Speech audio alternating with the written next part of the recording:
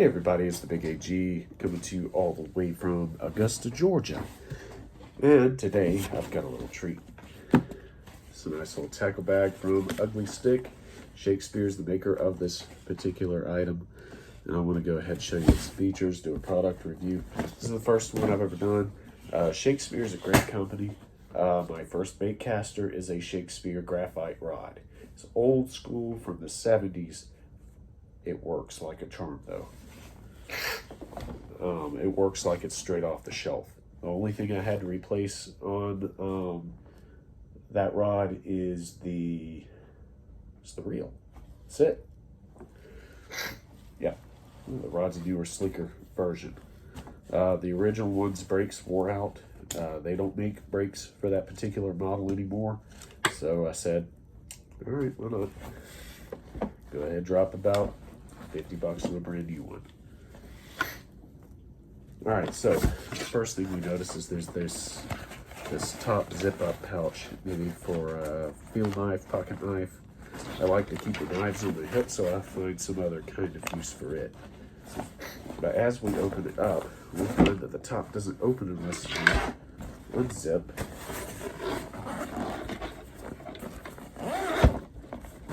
This top here. It's brand new, I just got it today, so. Yeah, when you buy one of these, more than likely, it will come with 4 medium tackle boxes. I'm going to adjust them for each subgroup of fish. So something like different kinds of sunfish, and then bass, sunfish in one, bass in the other, catfish, and then extra odds and ends that are really meant for trout but don't catch anything. Yeah. It has an extra little top over here. Right here. That's probably for an ice bag. So if you want to, you could pack a full lunch in there, but there are 2 side pockets, one here and here, one on each side, that would comfortably fit 2 sandwiches on one side and a bag of chips and a drink on the other. All right, moving on. Up here in the front, we see that we have a zip tied but detachable plier holder. It snaps a little hard, which it means it's secure, which is good. That way you don't lose your tube.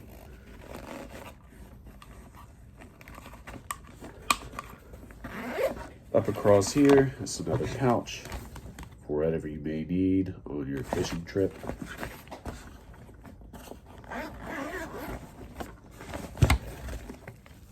And in here, I don't know if you can see that, so I'm gonna bring it. Yeah, you can't see that, so I'm bringing it closer. Inside this pouch, there are 2 smaller pouches. Maybe one for pens, maybe a pen and pencil collection. The other a small notebook. I normally carry a small notebook. That way I can record the size of the fish, where it was caught, and everything else like that. And where my departure and arrival points are each time. A very scientific approach. Oh, another thing. It's a glove clip. Yep, can't see it. Hold on. There we go. Glove clip right there, attached. So if you have gloves like mine, where are they? Here they are.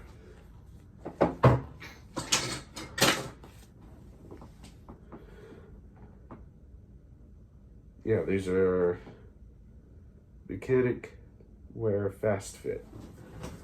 Mechanic Wear Fast Fit gloves. But they work very, very well. They have that little loop there. Both of them do.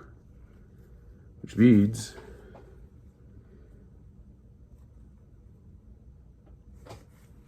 you can clip it into this just by pinching it. forcing the fabric through. The clip. Now normally I would attach this on a D-ring on an outside zipper part.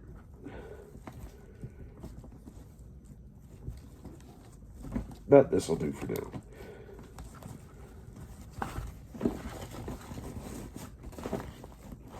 I've also got to go ahead and put the pin in there. I'm also going to go through and show you how I normally stock my stuff. Okay, so that's front pouch done. I've got my pin, my notebook, my gloves.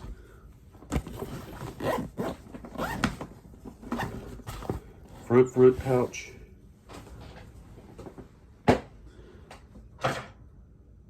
Spare line. Something to dull it out with.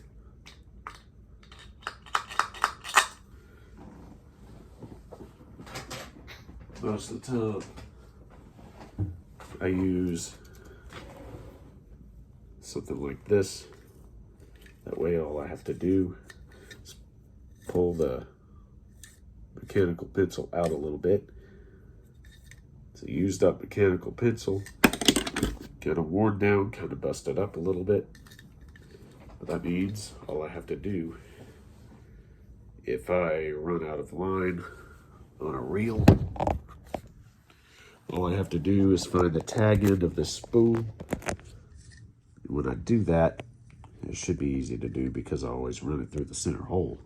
When I do, I can just tie the tag end around the reel spool and start reeling. Takes an awful lot of attention to do it like that, but it works. Let me go ahead and get that. Where'd that pencil go? I got plenty others, but I want that one because it's easy to find. It's a nice fluorescent orange. Can't believe I lost it. I did. All right. There we go. Red does well as well. What works even better is when you pull that part off.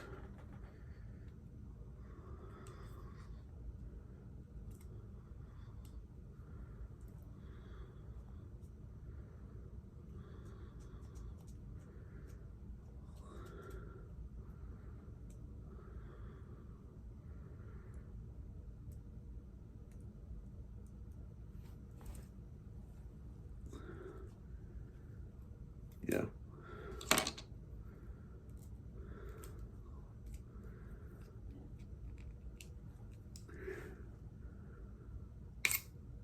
There we go. That helped to get rid of a lot of that tension. So if you do that sort of thing, that's a really easy spool letter. You just put it in through here, through that center right there. When you're done, put it right there. Easy in, easy out. That's all you got to worry about. This is 12 pound, so I do have some 20 pound test. I doubt I'll need that. But I've got that 25 pound. I think it's 15 pound. I'll have to look through my bag and see, my other bag and see.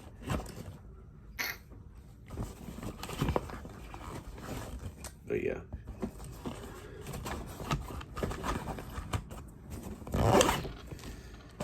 But this front, this here, I usually like to keep a set of pliers. I prefer needle nose or bent nose. Knocking stuff over.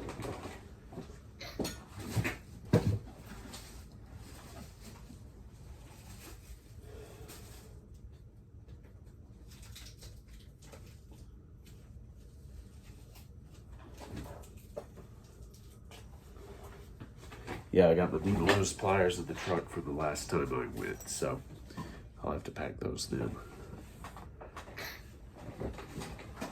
Let me see. Oh, here's that other spool of line. 8-pound test. Okay. Be all right.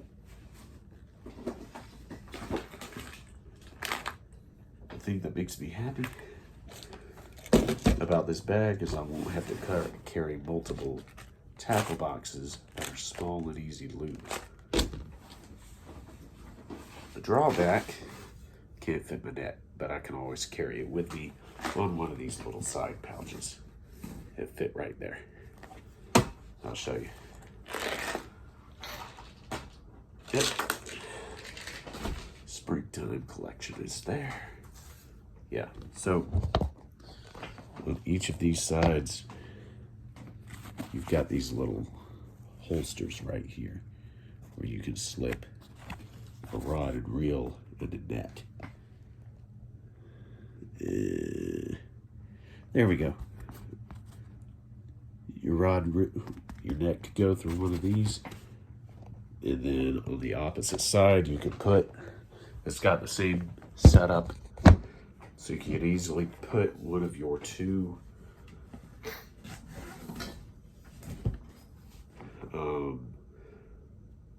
fishing poles. Yeah, I usually carry about 2 or 3. If I carry 2 or 3, it's generally, yeah, anyway, it's generally for different setups. One's for panfish, the other one's for largemouth and smallmouth bass, the other one's for catfish. I'll show you those rods in a moment. All right.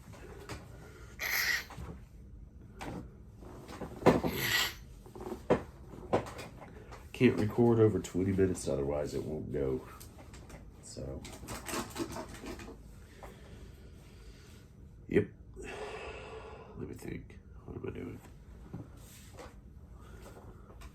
All right. Let's go ahead and set these up. Get this thing out of the way so you can see what I'm doing.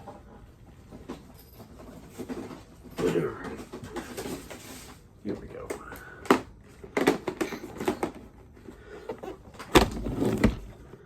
When you first get it, it's zip tied like that.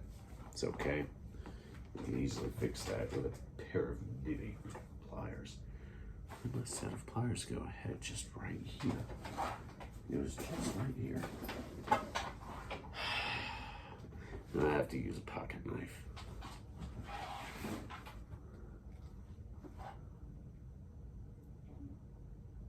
Great.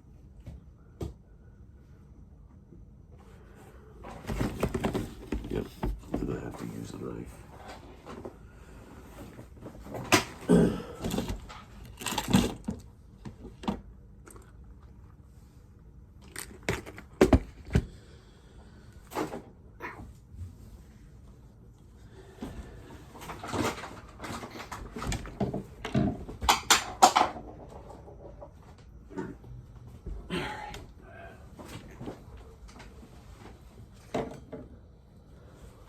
Little Tonto Survival.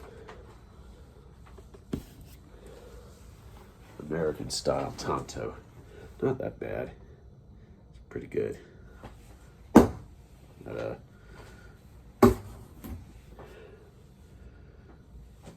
I've sharpened these things so much that they're probably not worth much. I'll cut a zip tie. Maybe. Yep, definitely. Definitely cut the zip tie.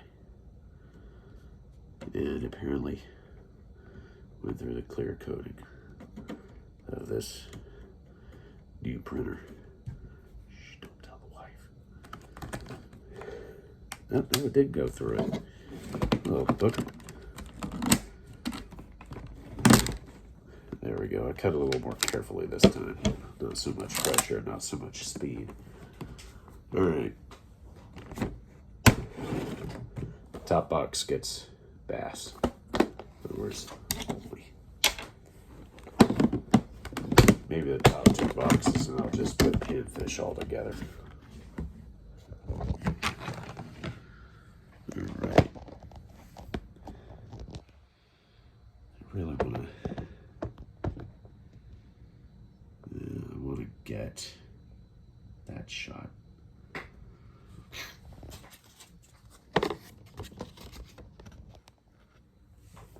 Here we go. Yeah, that way you can see how I set it up.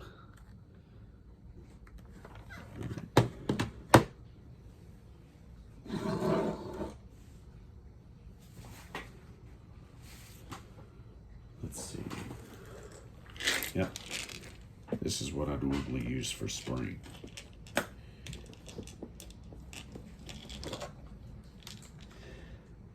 So, for my bass, can't go wrong with frogs. Yep, can't go wrong with a frog at all. You're probably going to need, like, yeah, some of these removed to fit all of them, but that's fine. That's what they're there for.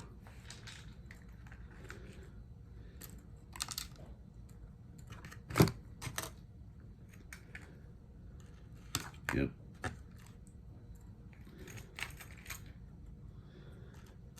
Probably about the most realistic one I have is here. And this one as well. Got 6 frogs plus 1 on one of my rods.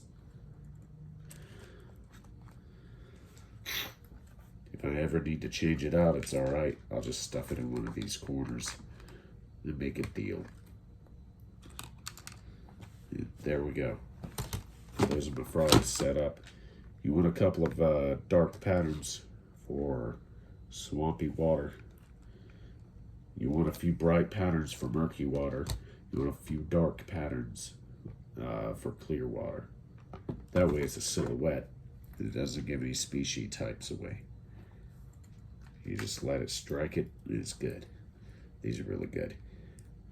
These reticulated, these jointed swim baits. Caught my first 1 pound bass off of one of these. I smoked him. I smoked him pretty good. The kid didn't show up and say, "Please don't kill the fish." I'd have definitely done it. But out of respect for the fact that it was a church event, the kid was like 13, you know. Yeah. Still new to the way of the circle of life. Yep. A nice little whopper right here. That fin is kind of like a prop. Churns up the water. Makes a lot of noise going through it. It attracts a larger fish. This is the one I nearly caught that big bass with that I keep talking about. There's probably another 3. Yeah, 3 slot lure.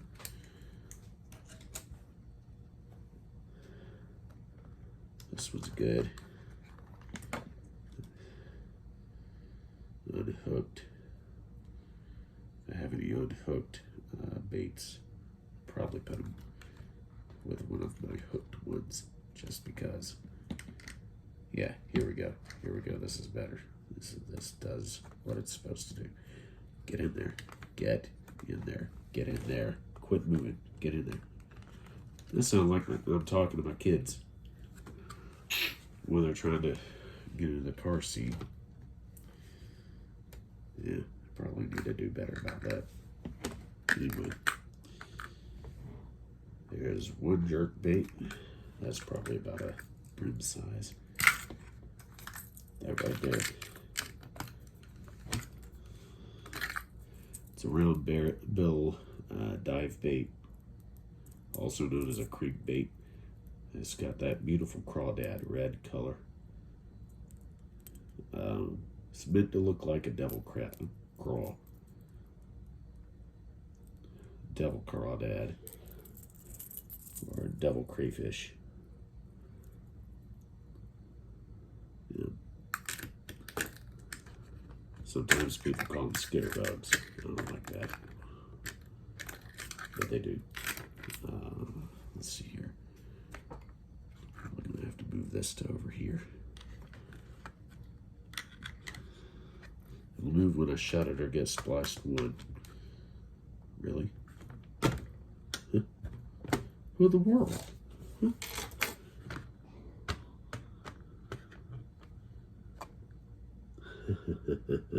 Okay, I'm gonna have to finagle this for a little bit.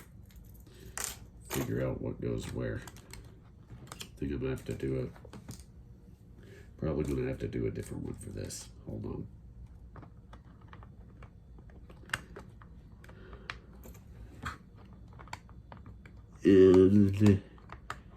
And there we go. All right.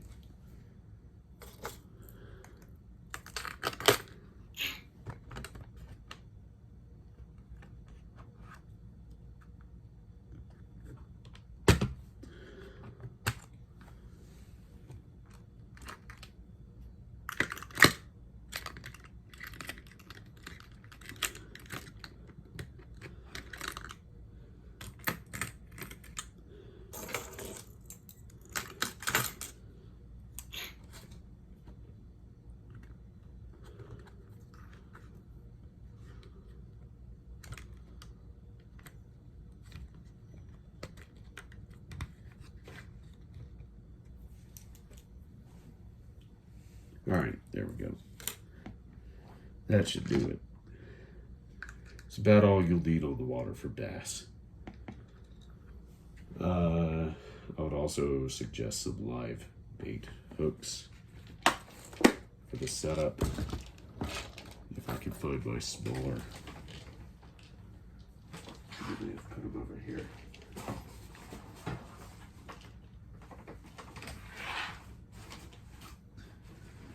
Ah, there they are. All right. Let me get this put back up.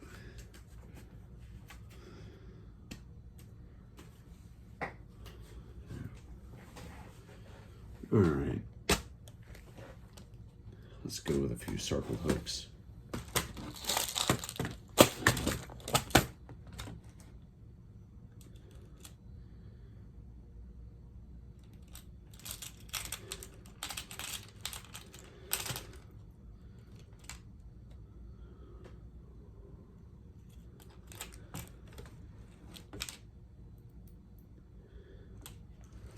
Three circle hooks.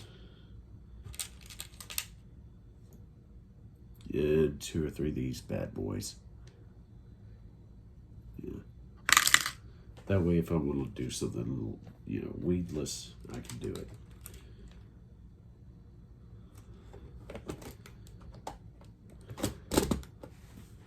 Yeah.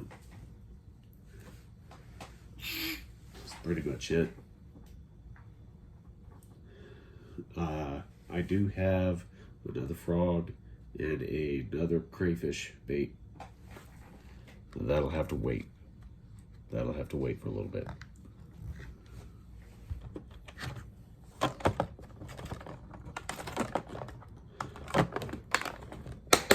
So that's bass. All right.